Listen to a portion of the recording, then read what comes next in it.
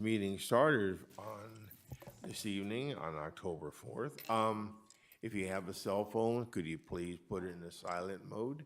If you'd like to speak on an item either on or off the agenda, if you could bring the slip up front to the young lady to my left, and we can give you your 3 minutes.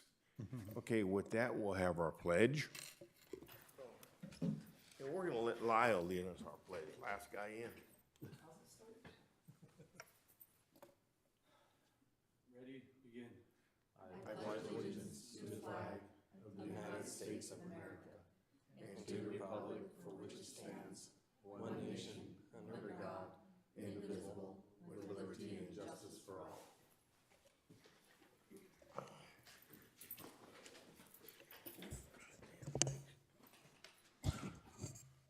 Could I have a roll call, please? Chair Algauer, Here. Vice Chair Hicks, Commissioner Beck, Here. Commissioner Chester. Here. Commissioner Higginson, Here. Commissioner Snodgrass. Here. And Commissioner Vick. Here. Thank you. Thank you. Do we have any public comments? No public comments on items that are not on the agenda. Okay, then we'll be approving the consent agenda, which would be the meetings of September 6th. That is correct. So could we get a motion for that, please? I'll move the item. A second. Got a motion and a second. All those in favor, say aye. Aye. Aye. Any opposed? Seeing none, motion carries. Move to, I guess, the first item on our agenda, which is, I'm confused with what you're doing here. Are we taking that city development service departments at one time, or, at service department number 2?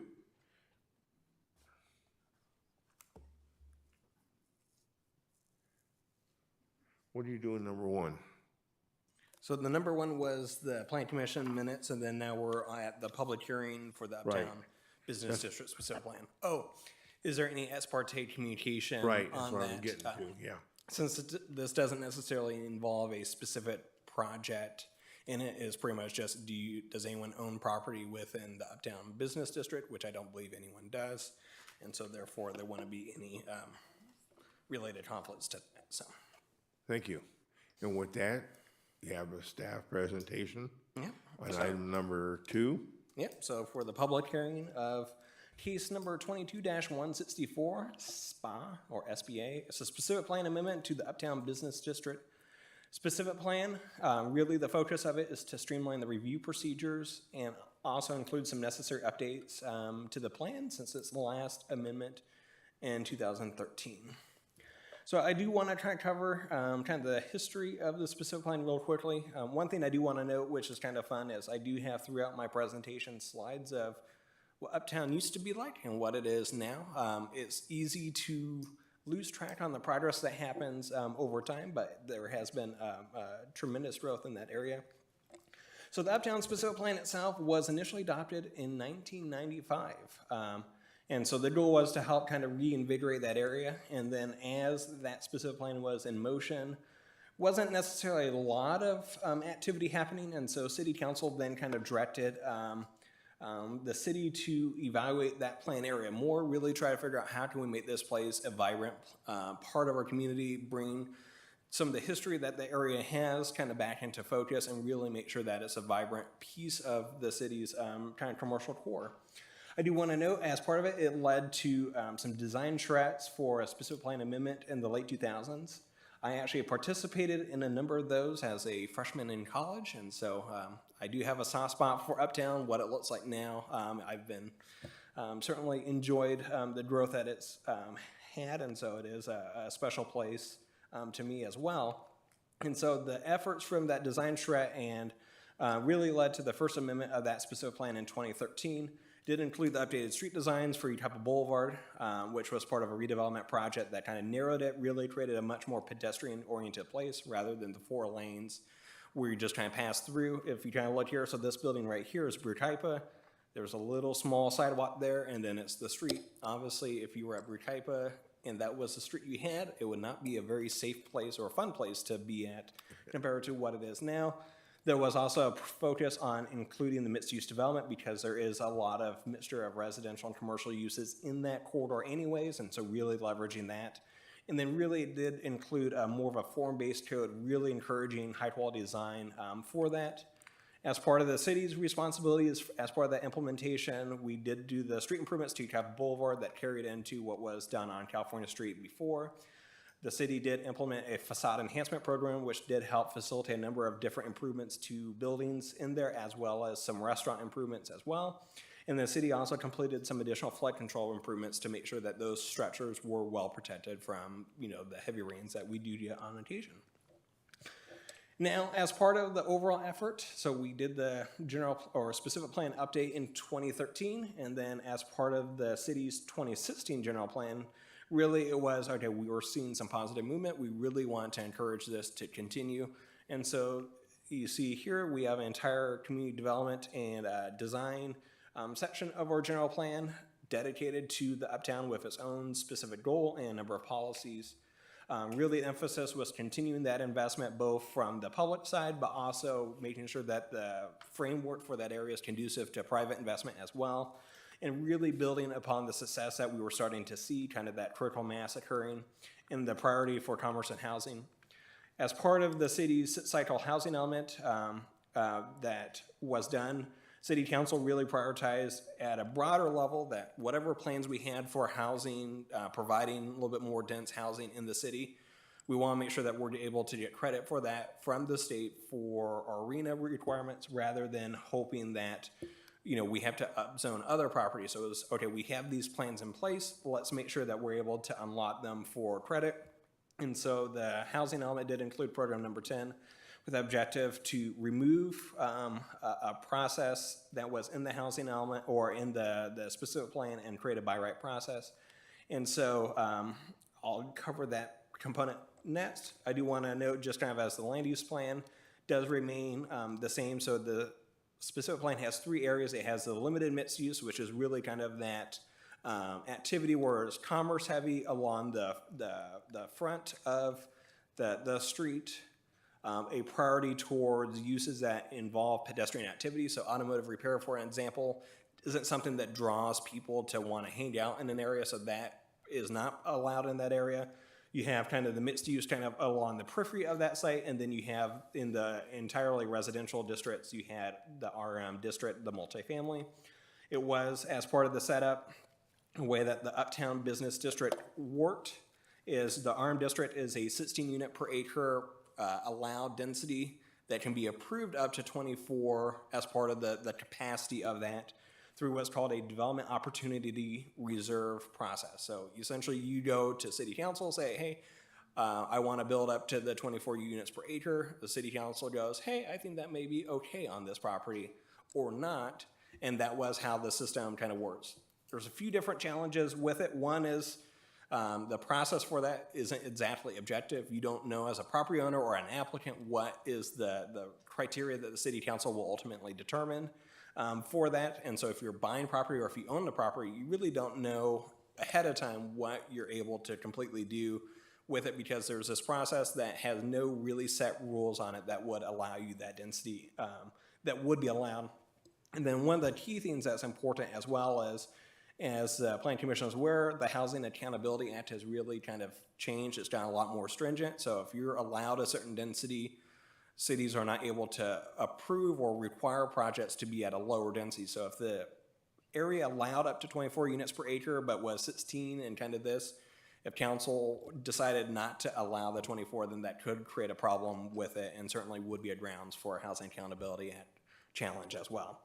And so with the Uptown specific plan really was a focus of, okay, let's streamline the process. One, we get credit for it as part of the housing element, but two, some of the provisions of how the DOR operated in the original plan probably won't work today under current state law anyway, so let's make sure we're doing this correctly. I do want to kind of note in terms of the residential development that happens in the Uptown. So this is our senior housing project that's been very successful in the Uptown. along Yucaipa Boulevard. This is the vacant storefront that was there before. And so certainly this has become a pretty key fixture of what the uptown looks like and has been as successful, has, fully resided in with residents. And so certainly has been a big part of that uptown area as well. One thing that I have done, so as part of the specific plan amendment, includes the housing element side of it, but then two, just streamlining the provisions.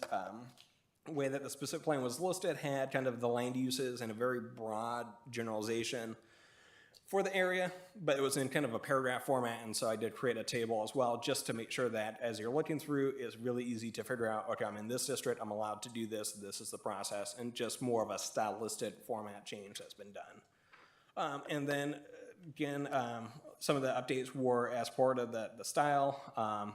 I did include an amendment list to try and track the changes. So the way that the specific plan was written, it is the official document that governs the regulations for the uptown, but it's also written as, well, this is what we're trying to change in what's allowed. And to me, that's a weird way to read it. So it's, no, these are the rules, and then here's the listing showing what's evolved through the years as part of the specific plan.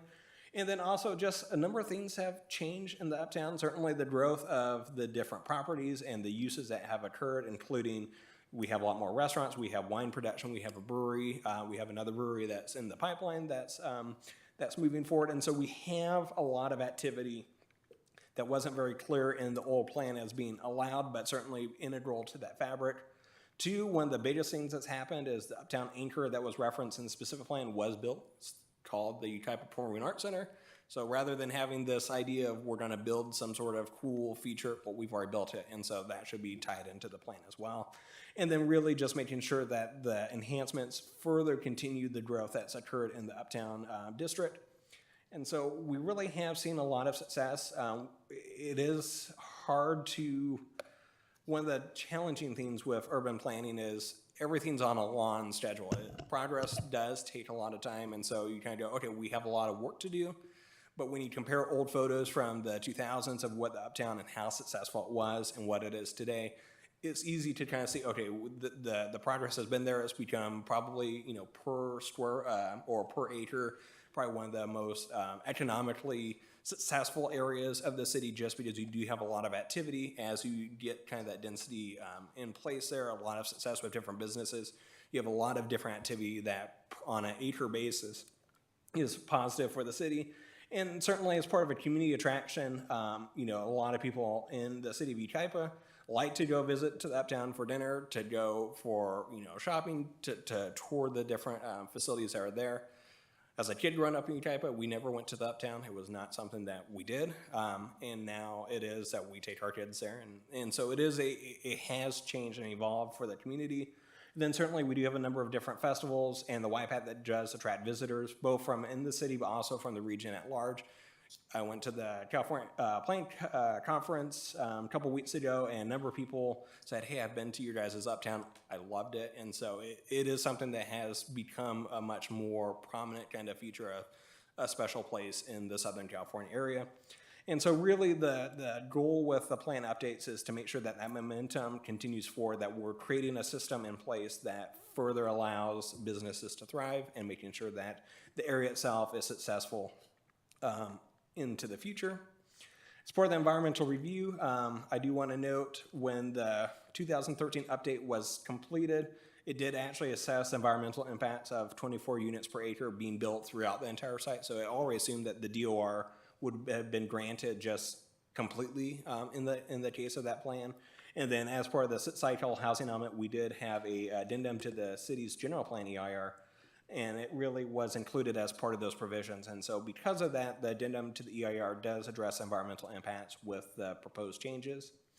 And then as part of this overall effort, this does require city council approval. So the plan commission tonight would be making a recommendation for the city council on the proposed changes. I do want to note as well, notices were sent out to all uptown properties within the specific plan boundary, as well as all those 700 feet from the planning area. It was also posted in the News Mirror. No actual written responses were received from residents. There were 2 calls, or I think maybe about 4 calls received now, and then we did try to reach out to those people that had some questions about the plan. But that's really been the activity we have seen at City Hall for this. And this here is a nice shot from the Autumn Fest over the past weekend on Friday. Certainly you can see it was a well-attended event. I know Saturday with the rain made some challenges, but a lot of these different festivals have been just a very fun part of living in Yucaipa. And so our goal with the plan is to make sure that that stays the case into the future, and that we as a city are doing our part to make sure that happens. And so with that, staff's recommendation is the Planning Commission review the proposed changes. I do have a clean and red line copy in the staff report, and recommend to the City Council that they approve the proposed changes. And I'm happy to answer any questions. Okay, Commissioner, any commissioner have a question? Gotta have some question. I do have one, and I asked you this earlier, but I'm going to go on record as asking it. And I found the answer in I'm reading your markup of the existing specific plan. And the pages aren't numbered, but I'm going to read it because I want anybody who's looking for it. It's under 6.6.2 dwelling unit reserve, and then the next page says executive summary. Down at the bottom of the page, and I'm reading the tracked changes version, it used to read, residential uses in the uptown are permitted to achieve a maximum density of either 16 or 24 dwelling units per acre. The only change being made is we're striking the words maximum, replacing it with residential density, and striking the words either 16 or. So we're not, this won't make anybody move out of their houses. It's already there. There was an option of 16 or 24. We're just making sure that 24 stays in there. I'm correct, right? That is correct. The Okay. fundamental change of the housing element is allowing what's already allowed in the plan, but making it much more clear. And this is in line with the arena numbers or the housing documents that were sent to Sacramento in 2016? So the housing element was certified in 2022. Okay. And so it is consistent with that. And so it's an evolution of our 2016 general plan. Yes. Okay, so we're bringing the specific plan language in line with that. That is correct. Okay, so then the next question I have is on the maximum heights. I went way back on page 44 of the tract one. The front facade for the limited multi-use said front facade minimum 20 feet, maximum 45. And you want to increase that to 50, from 45 to 50 feet maximum height. Does this give the latitude for a 4-story building at that point? Technically, in both the 45 or 50 could allow for a structure that reaches that high. Part of the changes was kind of tied within the both is that the residential or commercial should be fairly consistent just because the building mass ultimately will be the same. And then giving some flexibility that if you do have the first floor retail, you can have a taller structure. But you could design a 4-story building in the 45-foot or 50-foot range. So we're not making it easier for a 4-story building. It can already be done, is that what you're telling me? They could design a structure that way. I don't want 4-story buildings in town, I'm sorry. Okay, thank you. So the density bonus would still apply for that, for the uptown area, but is there like an overlay on what they have to have? Like so many square feet or anything like that? So the residential development, the standards that would apply to what projects would need to provide remains the same. So the project doesn't include, or the amendment doesn't include any changes to what a developer would need to provide. They're still there. One thing I did want to note as well, following the adoption of the 2016 general plan, the city did also adopt citywide design guidelines. And so we do have a small segment focus on the uptown district as well. And so we do have some additional guidance for for that. And then we also have specific design requirements for the high-density residential development and multifamily development from that too, which would also apply. And then that facade, program, is just still in place up there then? The facade enhancement program is still in place, and we had, a couple of years ago, added the ability to finance restaurant equipment as well. So we do have a number of businesses that have taken advantage of that and been very successful, and yeah. Okay. Would this also pertain to like a multi-story parking structure? This itself doesn't modify anything to that. There has been discussions about the ability to do a multi-story parking structure to provide that. I know even the Yucaipa, the parking lot that's designed there, is set up in a way that they could build a parking structure in the future. It is a costly endeavor, but it is. We wanted to make sure that that wasn't off the table if that ever came to fruition. Only because parking is already an issue in Uptown, so if you're increasing, density at all, you're gonna still have some parking issues. Anyway. Just one question. I just had a question on the ladder truck, because there was obviously a condition in there as far as the height of the building, and Commissioner Snodgrass brought that up as well. So obviously, is the city in process of purchasing a vehicle? Because obviously, we're doing some conditions that are predicated on having a vehicle that services those types of structures. I just want to know what the timing is on that. So we are looking into the acquisition of a ladder truck.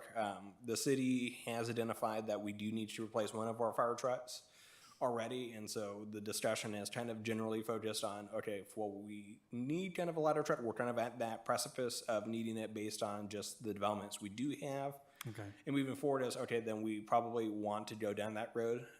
The challenge that we do have with fire trucks, especially a ladder truck, is they are not cheap and they do require additional staff on it. And so we have been looking into ways to make sure that we're able to fund those requirements. And so we've actually drafted in internally a fair share agreement that would apply to certain kind of larger scale projects, so that way we do make sure that those that are creating the need for these trucks are able to do it. One of the challenges we do have now without the ladder truck, they can kind of see with the senior housing project that's there, is there's some weird kind of concrete pads around the site, and that so that a ladder can get to the roof of the structure. And so there's some weird design choices that architects have to kind of deal with that maybe isn't the most efficient way to deal with the space that they have in order to address a ladder truck. And so really the hope is, okay, let's try to remove that challenge and then have a funding source for the ladder truck. So then that way the general fund or the existing taxpayers aren't being burdened with that expense, but really giving a lot more flexibility for the site design too. Well, thank you for making architects' jobs easier. Okay. I'm sorry, I needed to turn my page, I'm sorry. What is the height of the senior center? Do you know? I do not off the top of my head. So it's probably 45? No, I think it's under 40. It's under 40. Okay. Yeah. You said something earlier in your presentation, and I tried to write it down, but I don't know if I got it straight. Did you say that if we don't approve the changes, the city could be open to legal challenges under one of the housing laws? One or more of the housing laws? It would be with the DOR process. So if someone showed up to council and said, hey, I have this project, I want to build, it will be at 24 dwelling units per acre. City council said, no, you don't qualify for the DOR because it's all based on subjective requirements, not objective requirements. I don't know if there would be a strong case for the city to defend that type of decision. And so it would be, you're allowed to do the 24, there isn't a objective metric that's in place that would apply. And so that's where the DOR has that limitation, where it was designed under old rules. It hasn't been used or hasn't been very clear when we've talked to property owners. They struggle with it too. And so that's why kind of the change is proposed as well. Just for me, what is DOR exactly? The Development Opportunity Reserve. Okay, so we get a project that if we don't change this, somebody comes to us and says, we want to do 24 units per acre. And because it currently says 16 or 24, that gives us the thought that we have the ability to turn down a 24 unit per acre That is project. correct, yeah. When in reality, the reserve numbers that we've already told everybody that we have includes the 24, not the 16. That is correct. Can this get any more confusing? I think it was a clever tool to try to say, okay, if you're going to do a cool project, this will be a way to kind of reward it. And I think it was, when it was designed, a nice, innovative way to kind of achieve that goal. Okay. I think just with the changes in state law, that trick up the city's sleeve to help kind of address some of those projects just no longer is able to be used effectively. Okay, but it may come back and bite us if we're not careful. All right. You mentioned, and I did see it in here, that the height requirement would be a cost share for a ladder truck. Couple that with the increased city fees that were voted on at the last city council meeting for new projects, starting in November, December, something like that. What if the cost sharing, along with those increased fees, the developers or landowners or building owners says, we're not going to 45 feet, so we buy the truck, how do we fund the truck then if we scare off people who may be doing the building? Did we just defeat the purpose of that cost-sharing piece of this? I'm trying to think which fees you're specifically referring to that went up a lot, but certainly the cost Some of the development fees went up significantly, from what I understand. So I don't want to scare off potential business or, you know, like creating a really good uptown area. I don't want to scare it off because it costs too much money to build anything. And so if we're adding another fee in here with this cost sharing, we're compounding those fees, and we may be defeating what we're trying to do with that. So I don't know if that's, without knowing the specific of the fees. I wish I could give you one. I just know the fees were increased, and now we're adding, it sounds like we're going to be adding another one with this cost sharing piece for the maximum height. So the cost sharing component itself, and this may be kind of out of the Plan Commission purview, but I can provide information. The cost sharing component is really because the city will take on an additional expense for that, is making sure that the developers pay their fair share into that. That's part of the city's models. We want to make sure that we're not passing the buck on to existing taxpayers. The city's development fees that went to city council recently reflect the cost of living and kind of the CPI increases and making sure that developers pay for the full share. One thing to note that did change that's a bit unique is the city, for a lot of applications, required a deposit-based account. We have gotten rid of that, and it's going to be a set fee. So the application, when you turn it in, the fee you pay at the front is what you owe. You're not getting a bill later on. And so at the end of the day, the cost was set up to be billed anyways, and so the initial deposit never covered the full application. So the share of the project application cost is about the same anyways. We did compare it to a few other projects that have gone through the pipeline. One other additional note, because of the procedural change of this going from the conditional use permit to the land use compliance review, because it's an administrative level review, doesn't mean that it means it doesn't require a public hearing, doesn't require the city council approval. So the steps and staff workload to get there is less, and so the application for that type of project is actually less than what it would have been. So it's actually going to be cheaper for an applicant to do a project than what it was before, because the process has been simplified and the steps of staff doing that project has been reduced as well. These cost-sharing fees, does it include future maintenance and staffing for that truck? It would be some sort of CFD is kind of what we're looking at. What? Community facility district, so some sort of small taxing entity that generates some additional revenue to help maintain the staffing for that. Okay, thank you. Sorry, guys. And that's still being worked on, but we're exploring ideas to make sure that we're able to fund that piece of equipment. You good with this, Peg?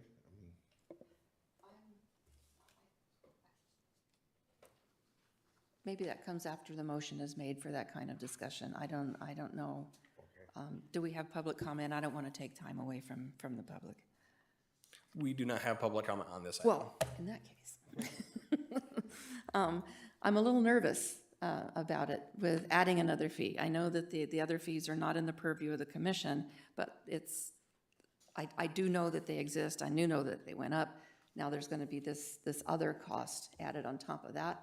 I don't want to squash what we've got started, and it's been a good start, and I don't want to slow it down and squash it because now somebody says, with all of this that's going on in different areas, we don't have the money to do any of this building, and we don't want to pay that, so everything comes to a complete halt instead of going forward. So I don't want to price this out of business, is my So my I think concern. a few different components will weigh into that. One, the city fees, even compared to other jurisdictions, were not the expensive city, both in terms of the city's development impact fees, but as well as our city processing fees. For comparison, just kind of looking at this with the LUCR process, the application for RM24 project that Maddie has pulled up would be $5,000 thereabouts, whereas it would have been over $10,000 before, so it's actually half the cost because the review process is simplified quite a bit, so it is going to be less. She will be sure to remind me on her next evaluation. And then the other component is, especially when we're kind of looking at the development review process, the cost of an applicant to go through and not know what they're allowed to build on the property, to have to go through this kind of design exercise to figure out what they're supposed to do, compared to, I know exactly what the rules are, that time and money is also saved there. So I think in terms of the project costs, the ability to know this is what I'm able to do, there's no guessing game, there's no political chicanery that needs to happen to figure out what they're doing to their property. And okay, if I want to go a little bit taller, I'm going to pay for a fire truck or contribute towards the fire truck as the benefit I get to maximize that yield, then that may be a worthwhile cost proposition for it. They're not obligated to pursue that if they're in a design project that doesn't meet that threshold. So it'd be a choice that they make ultimately to trigger to that requirement. Thank you. Okay, let's just move in with any public comments on this item. No public comments on this item. Okay, with that, we can close the public hearing, and now we can move back to the commissioners. If anyone has any further, No, I think I just want to note this as far as the community, and I attended the Autumn Fest last weekend, and from the standpoint of what we're trying to do and promote the uptown area, the attractiveness of that and inviting businesses to that, I think it's worth understanding that I think businesses and developers are going to be interested in doing that. Our city is really kind of, from the standpoint of where it was 10 years ago to where it is now, it's an amazing place to live. We were there, and it was just a vibrant event. So I think this is well deserved as far as streamlining the process, making it easier, making it more clear. Having a ladder truck in this community, I think whether we charge them or not, is a benefit to the community. It just helps provide the safety to our citizens and for the buildings and structures we have in place. So I just wanted to make that statement, so. Stacy, do you have something? I just think, from an economic development standpoint, that this really will help our city with economic development. It will create jobs, more housing. I mean, that's all going to contribute to tourism. That's how a city generates revenue. So I think this is a good idea. Okay, Richard, you're up. Nothing? Nothing. Okay. Lyle, we'll jump over to you, buddy. What do you have? Nothing. That's fine. Anything else on it? You want more? Yeah, bring it on, girl. I'll move the item. Yes, Okay.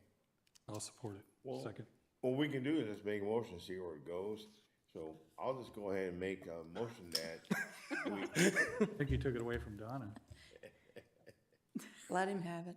That's good. well, I figure we get into that and then we go into the discussion. We just, Yeah. You follow my lead there? There you go. Okay. So the planning commission conduct a public hearing and recommend to the city council adopting resolution 2351, approving the proposed specific plan addendum for the Uptown Business Specific Plan. Adopt the finding as contained in the agenda report and the Pacific Plan addendum and additional environmental issues and review and direct staff to notice of determination. And so just to confirm, is Donna the motion for approval? No, We'll do Donna as the motion since she said it, and it sounds like Commissioner Higginson is the second for that, and so if okay, you, so now we can go back to any discussion on these? nope, just a roll call or just a vote is all you guys need. We can do a roll call. Commissioner Beck, Yes. Commissioner Chester, Yes. Commissioner Higginson, Yes. Commissioner Snodgrass, Yes. Commissioner Bick, Yes. and Chair Algower. Yes. Thank you. So did we get this right then? Yeah, we're good.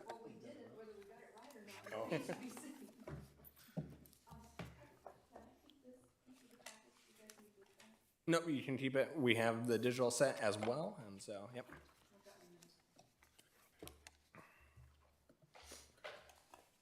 No, because we don't have any development plans today. I don't need any maps back, so you guys can keep your gifts.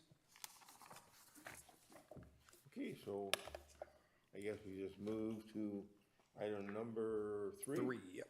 Which would be Could you case speak number into the microphone? 22-168. The consideration of ordinance number 435. Okay, and I do want to just note, Chair Algauer, that your microphone's slightly askew, and so it may not be picking you up as loud, so there we go. Okay. All right, so, Miss anything? so the next two items are going to be fun ones, because they're state law and not necessarily our stuff. So the case number, or item number 3 is case number 22-168.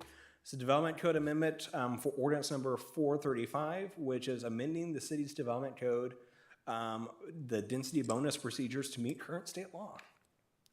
Now, kind of a brief history of time. The density bonus law actually came about in 1979, so it's been around for quite a bit. As part of the housing or the density bonus law, whatever is in effect by the state applies to all cities, kind of regardless whether or not we have an ordinance in place or not. We do have to follow state law for that. The city's density bonus ordinance itself was last updated in 2010, so it's been 13 years and a little bit since it was last done. We do at city staff level do make sure that we are following the current version of state law, which does have some modified bonus ranges, incentives, and parking calculations that apply to all development. And so we do make sure that we're following those rules instead of what's listed in our code, because that's the one we have to follow. But in order to really make the process easy for residents, developers, and even for our own staff purposes, we did include the density bonus program in the city's housing element and included the objective of updating our ordinance within a year of our housing element adoption, just to make sure that we have the current plan or current requirements in our code. And I do want to quickly kind of note the density bonus law was presented in my housing laws presentation study session I did at the start of the year. And so really there's no new information for you guys here. The density bonus is a pretty complex law. It has evolved quite a bit since 1979. And really at a high level, it allows you more units on your property if you're providing more affordable units. So it's really offsetting the cost of dedicating units as affordable and allowing you a little bit more capacity on your property to do it. And it's set on a sliding scale, so the more lower income units or the larger number of units that are affordable provided results in a higher percentage increase that you're able to do. And it is something that does require a long-term covenant on the property, mostly 55 years for most types of projects. And then really one thing that is unique about it is the density bonus applicant submits that requirement, says, I want to do a density bonus project. That is the project. They get to do that. We don't get to go, are you sure you want to do that? Or Is this kind of the standards that you want to do? No, it is something that they're able to do as a perfunctory element of the density bonus law. And it does allow them certain opportunities with that, so they do get incentives and concessions and waivers. Really gives them flexibility to, one, either reduce project costs to make sure that they are able to meet the affordability that they're seeking, or also allowing them the ability to modify the development code standards to ensure that they're able to achieve the density that's allowed. And so it's making sure that cities don't write ordinances that prohibit the ability to reach the density in the first place. Some cities have done that in the past, where you can actually meet the density bonus stuff, and so that waiver is set up to address that. And really, it's setting up a lot of kind of flexibility to make sure that we're able to provide affordable housing in the community. Now, the process that's listed in the development code really is just a reflection of state law. There isn't any kind of city-specific elements other than the city does offer a 100% density bonus for senior housing projects in our standard RM district. So not the high-density residential district, so the uptown where we talked about the 24 units. You can't go, double that, but in the standard multifamily density where it's 8.7, you can go up to the 16 units in that case. And that's really the only unique Yucaipa element in the density bonus law. And so with that, staff does recommend that the Planning Commission conduct a public hearing and recommend the City Council approve the update to the density bonus ordinance to make sure that we're consistent with current state law. Happy to answer any questions. Okay, staff, there he is. Any questions? A quick one. So say California pulls up off the throttle on all this housing crisis stuff, and we've already moved to chase those goalposts. So I understand that it moves it out of the case-by-case basis for approval on us now and under the hood of the city to streamline the process. But if they ever change that, we've already pushed that boundary to the max of what they state now, It removes it from an approval basis to just the rule of the land, whether or not California law changes in the future. So we can still approve those case-by-case basis. It's just one more step for us to approve them versus putting them in the control of the city to push them through no matter what. So I think the density bonus law is something that's available to applicants kind of no matter what, and it has been the case for a while. I think maybe whether or not there'll be updated legislation that allows cities more control to say, okay, you're requesting a waiver, these are the things that you can use, and here's where cities can push back. I don't know if that will change in the future. The density bonus provisions, a lot of those have been in place for a while. They've kind of tweaked them here and there over the past couple of years. Certainly, there's been about 100 different new housing related laws since 2016. And so there's a lot of tweaks everywhere in terms of what cities have to administer.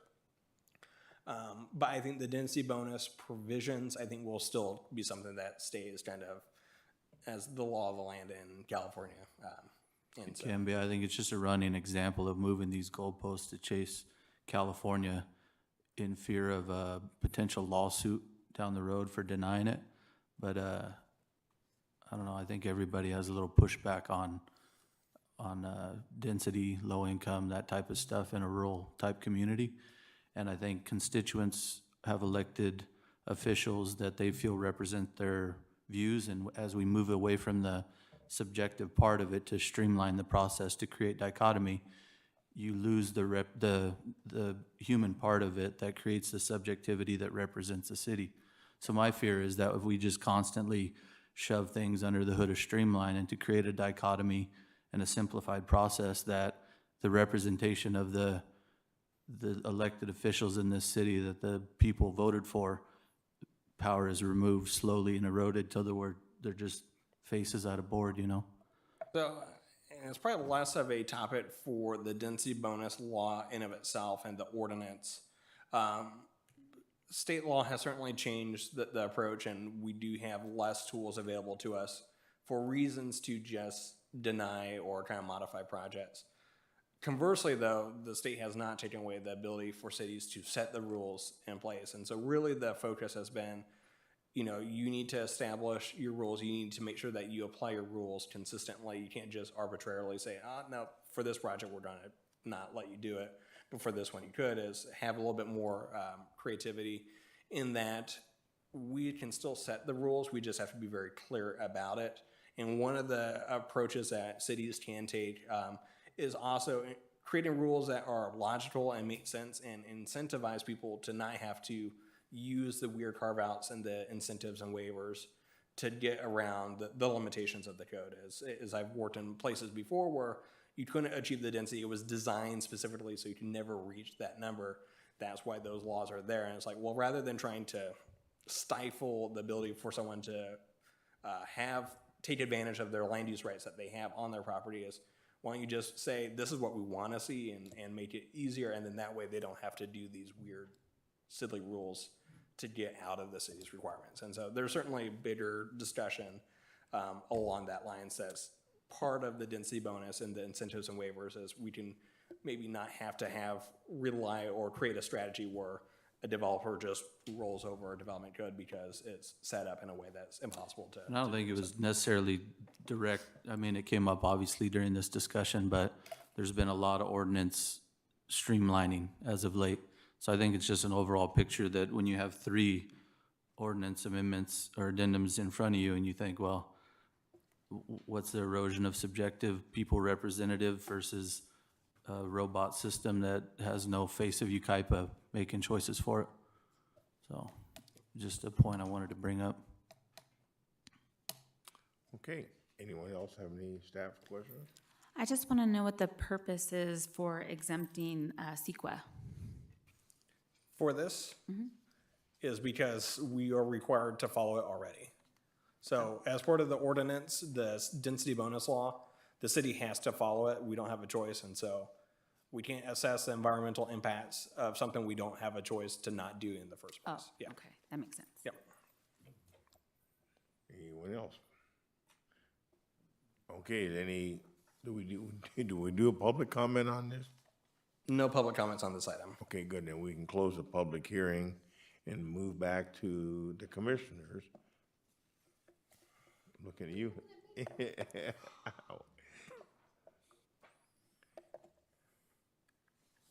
I thought maybe you wanted to take the lead. There you go.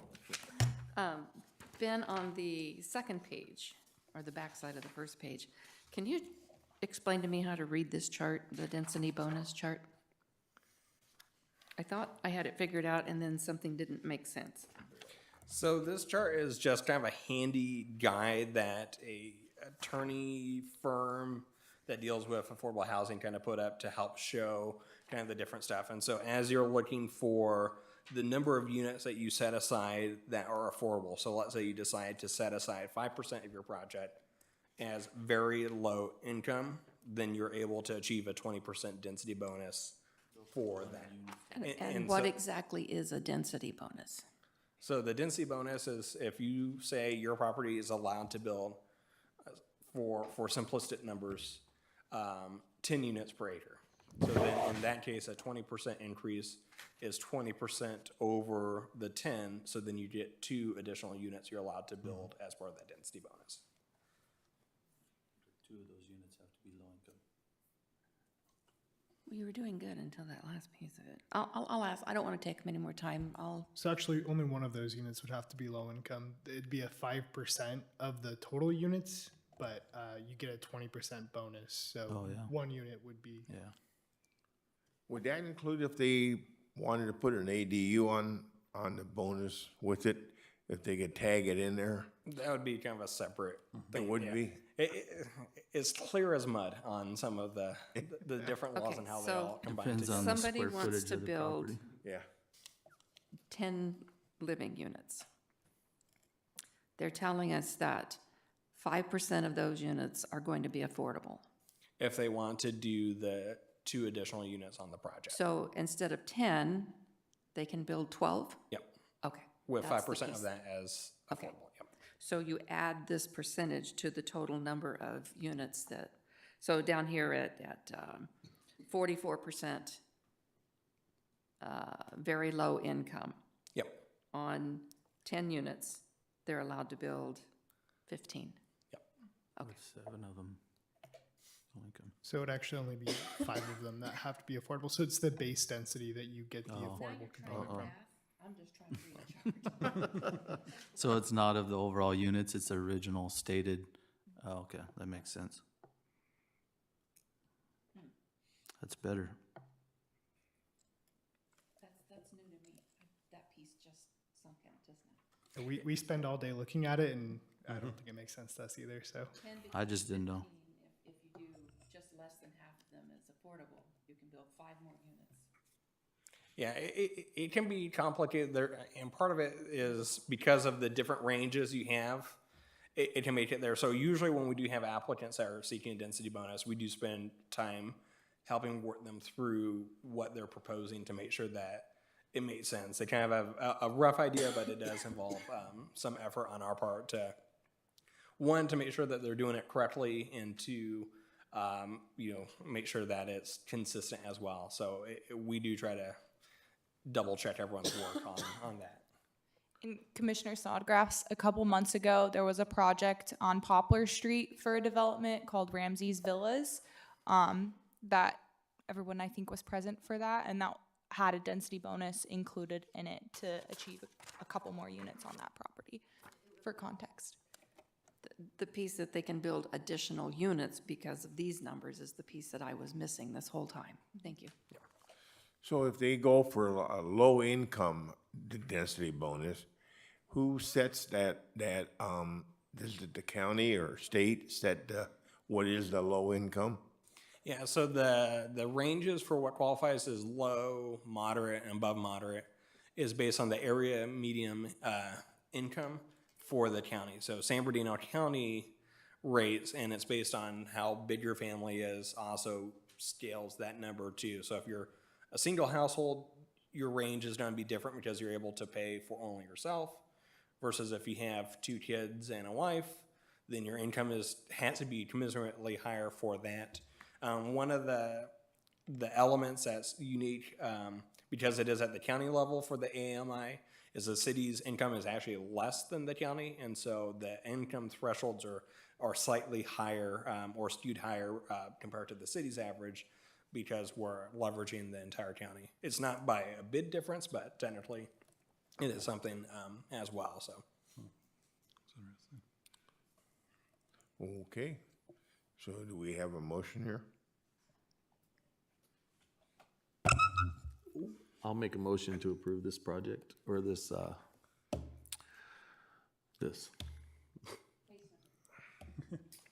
You're approving the first reading? Or the recommendation to city council. And the recommendations A and B. Do I have a second? I'll second. Thank you, Peg. We have a motion and a second. So all those in favor? Aye. Aye. Any opposed? None. Motion carried. All right. Now I have another fun one for you guys. Ready to call the time?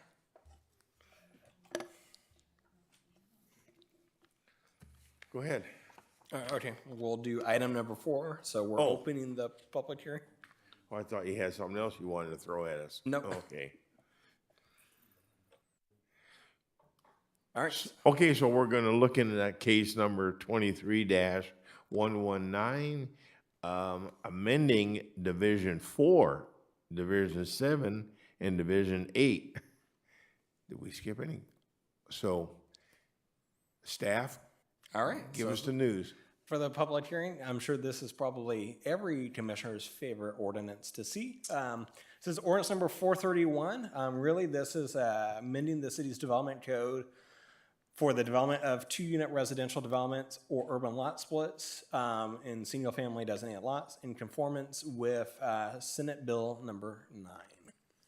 So this is another topic that was presented at the start of the year regarding kind of different housing laws and kind of how they interact into city planning. SB 9 is kind of a challenging one. It's definitely not a popular ordinance or popular state law for certain cities. Really does allow for either the subdivision of a lot. So if you own a single family lot, if you're able to meet certain performance requirements on that lot, you can separate that out even if, let's say, you're at the minimum lot size for that district. So for example, let's say you're in the RL1 district, you have a large piece of your property in the back, you're 1 acre already, you could subdivide it under SB 9 consistent with state law, provided that you meet some of the design requirements for that. Or you can also do a second unit on the property as well. And there's a number of different kind of provisions that apply to it. It does apply to the city of Yucaipa as we are an urbanized area as designated by the United States Census Bureau. The city itself does include this provision, so it does trigger the whole city kind of requirement. Kind of a bit of history. This was signed on September 16th, 2021 and became effective on January 1st. And so it does apply to all cities and all unincorporated areas that are within urban cluster as well in the state of California. Kind of in response to it, because of the timeline that it went into effect, it was signed in September, went into effect on January, so there wasn't a lot of time for the city to write a official ordinance, take it to Plan Commission, take it to City Council, do the first reading and all that stuff. And so the city, in order to make sure that we had something on the books, presented to the City Council ordinance number 404-U, an urgency ordinance that was approved by the City Council on December 13th of 2021. That did give us a gap of 45 days. We did commence ordinance number 405-U, which was an additional extension. So from that 45-day period, it brought us to 1 year of adoption in effect. So it took us through to 2023. And then at that time, we did do, or 2022, it did take us, we did do ordinance number 418, which brings us to this interim kind of contingency in place through the end of this year, which means we've exhausted all our urgency ordinances. So unless we have something on the books, we just revert straight to state law. And so really we have kind of created with the urgency ordinance a number of objective design requirements that would apply for SB 9. And so we did include those into this proposed ordinance. I do want to kind of quickly note, we haven't really had any SB 9 applications come through. We have talked to property owners that were interested. They have seen our interim requirements.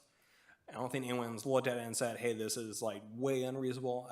I think everyone's going to agree that a lot of the design stuff makes a lot of sense. If you're going to build a second unit or subdivide the property, if we're kind of stuck with that as a state law that we have to deal with, well, let's make sure at least what's built looks nice. Well, it's kind of consistent with the neighborhood as much as we have the ability to. And so our goal was through the urgency ordinance was to kind of modify our final approach based on any lessons learned. Because we haven't had any projects, I've really kind of tested the boundaries of what we kind of proposed. And it seems like it's kind of done what we needed to address a lot of kind of concerns that we would have.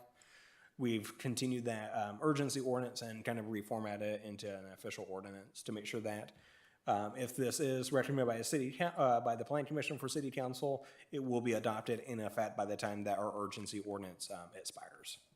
And so I'm happy to answer any questions on SB 9, and we do have our city attorney here as well because it is a unique piece of legislation. So. Anyone?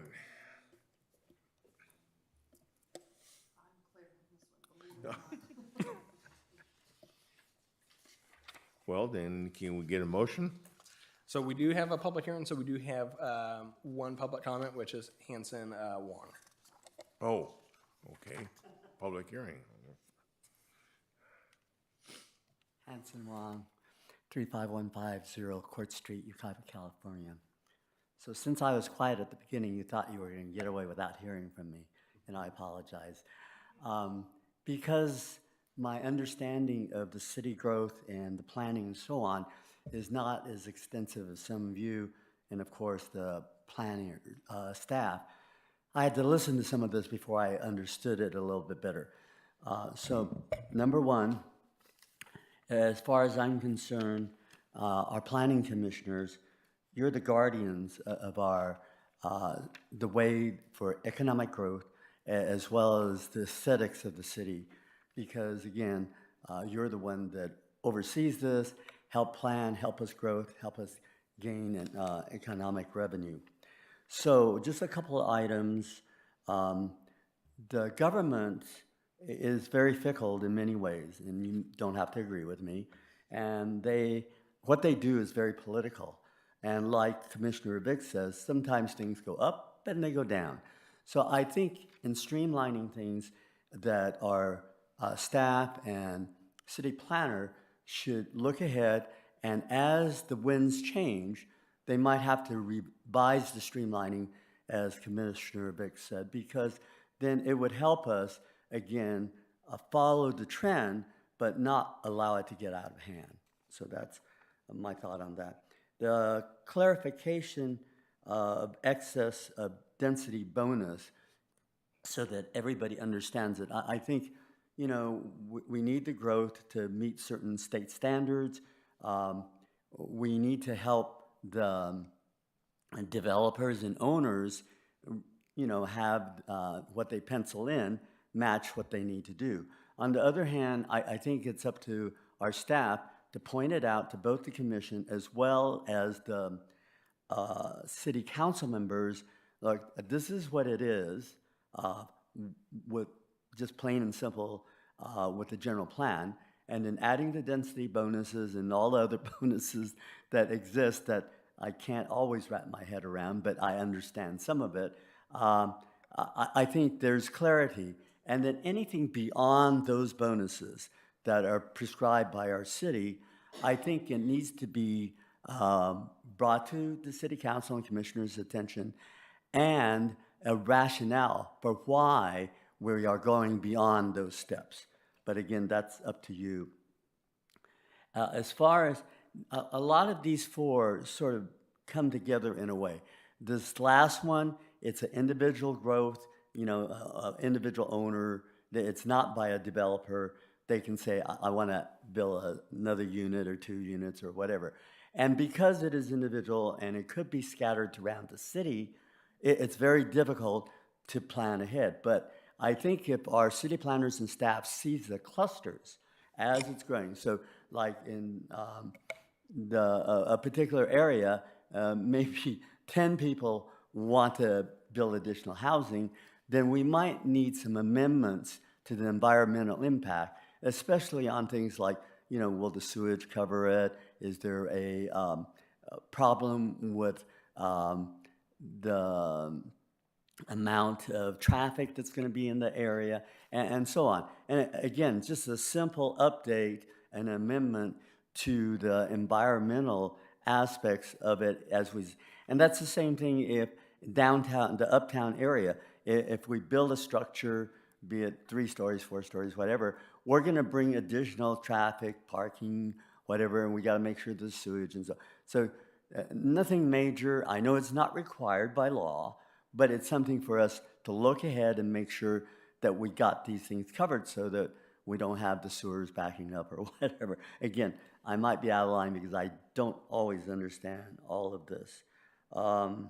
So, in essence, I just think we need to plan ahead, not allow the streamlining to go beyond your purview.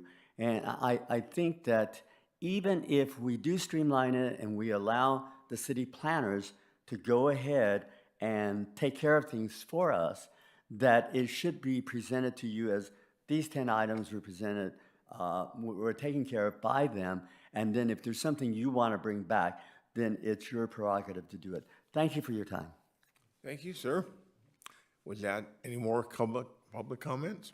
No additional public comments, but I do want to note that as I appreciate that comment. Having development code, certainly planning is a long-term endeavor, but it is not a set it and forget it kind of thing. You do want to make sure that as the world evolves, as the community evolves, that we are assessing what is in place, what is working, what isn't working, and making sure we're doing it. Because if you kind of let it and set it and forget it, you may not be happy with what the outcome is as the world moves around what we're able to accomplish. So I think that was a very, I'm sure I appreciate that comment. So, we correct our mistakes. yep. We learn all the time. Quick So with- question, With that, I guess we'll close the public. quick question.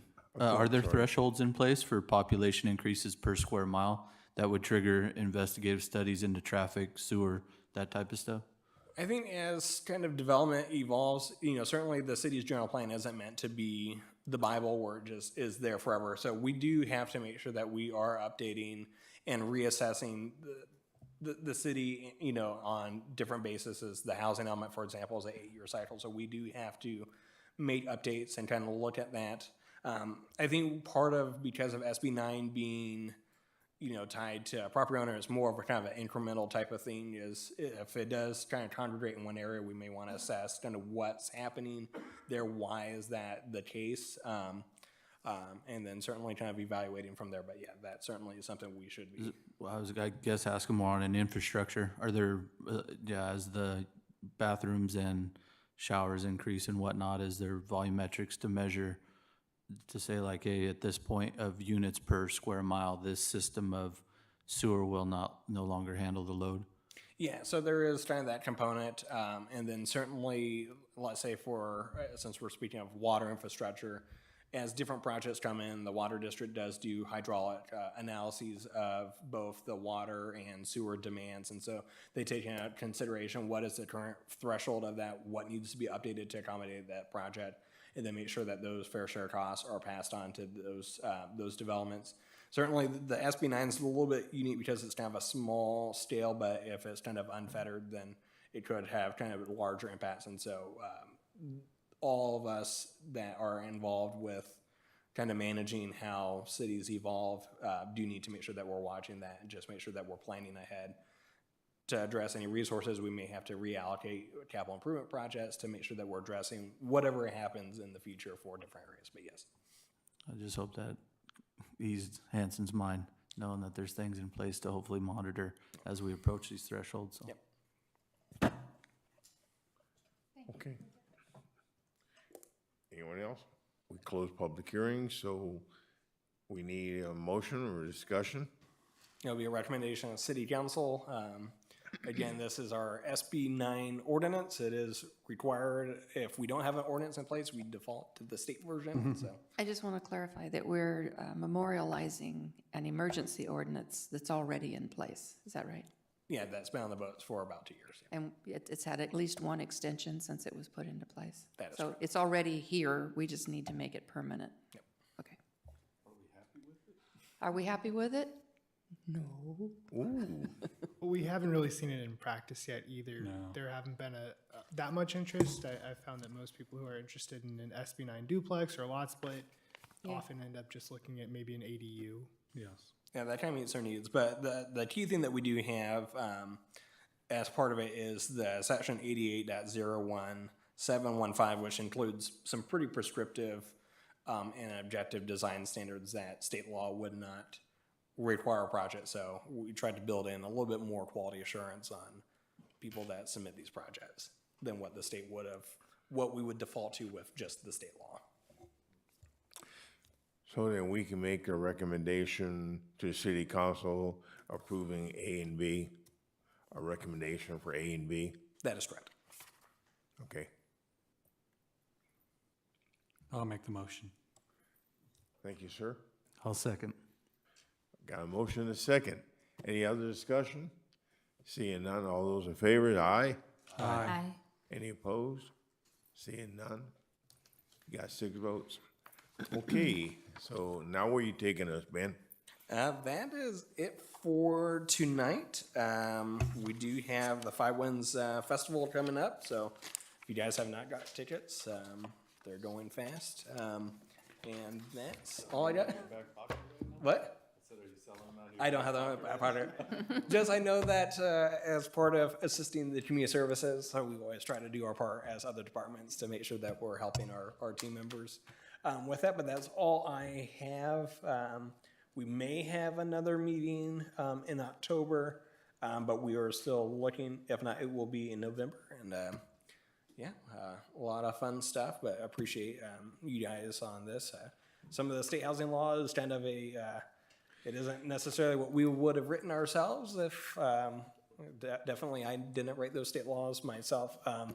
but we try to make sure that at least we're protecting the city as in much capacity as we can, and making sure we're not going to get ourselves in trouble, but make sure that if someone's going to use the state law, we at least get something that looks good out of it too, so.